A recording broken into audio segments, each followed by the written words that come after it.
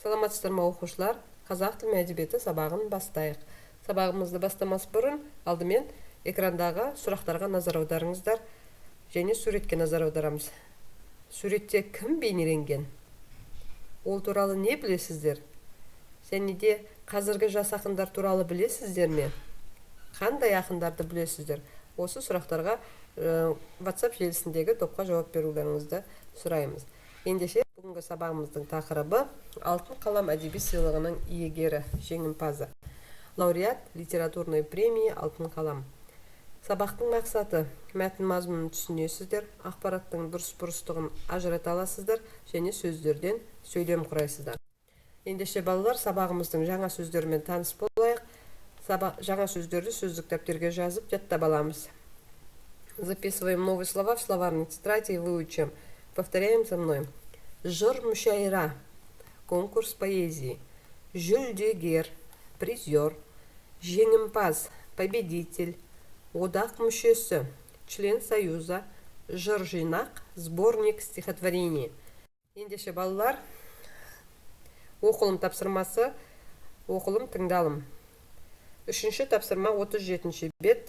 Мәтінге назар аударып тыңдаймыз.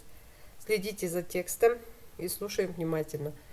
Сарин Қалқаман Айымғазыұлы 1978 жылдың 2 қаңтарында қазіргі Шығыс Қазақстан облысы Абай ауданы Арқат ауылында дүниеге келген. 1994 жылы орта мектепті, 1998 жылы Гумилев атындағы Еуразия ұлттық университетінің тарих факультетін бітірген. Еңбек жолын мұғалім болудан бастаған. 1998 жылдан 2008 жылға дейін Қазақ ұлттық музыка академиясында оқытушы болып қызмет атқарған. Қалқаман Сарин халықаралық, республикалық жыр мүшайралардың жүлдегері, халықаралық шабыт фестивалінің лауреаты, Алтын қалам әдеби сыйлығының жеңімпазы. Дарын мемлекеттік жастар сыйлығының лауреаты. Ол Қазақстан Республикасы Жазушылар одағының мүшесі, Арманымның бейнесі атты жыр жинағының авторы.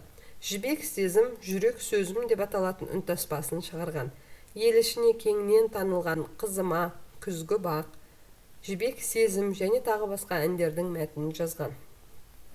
Теперь слушаем перевод текста. Сарин Қалқаман Айымғазыевич родился 2 января 1978 года в селе Аркат Абайского района Восточно-Казахстанской области. В 1994 году окончил среднюю школу, а в 1998 году исторический факультет Евразийского национального университета имени Гумилева. Трудовую деятельность начал учителем. С 1998 по 2008 год работал преподавателем в Казахской национальной музыкальной академии.